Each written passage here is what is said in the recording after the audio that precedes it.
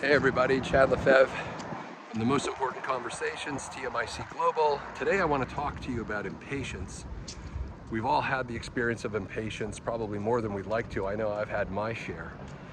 And let's take a moment and just pause and think about what impatience really is. So impatience is the emotional and energetic feeling that we get when something is not going according to our vision of how it should go or in the timeline that it should go. And underneath impatience is an attachment to how something should be.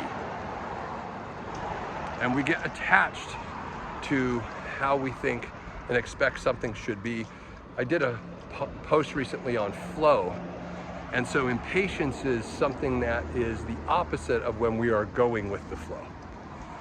Because if you're going with the flow, nothing needs to happen in a certain way or in a certain time, and therefore you can't possibly experience impatience because things just are.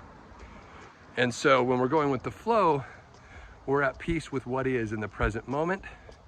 When we're experiencing impatience, we're either living in the past or we're living in the future.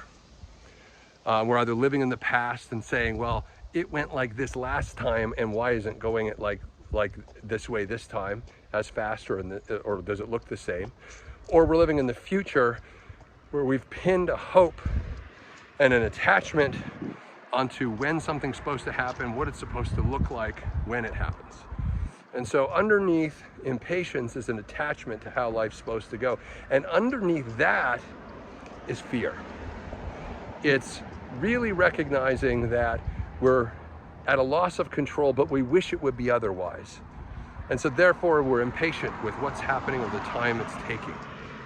And so impatience is fundamentally connected to fear and our inability to control the world. But the reality is we control so little about the world. As a matter of fact, the only thing we control in the world is ourselves, our ability to respond to what's happening. So impatience is wasted energy. Impatience is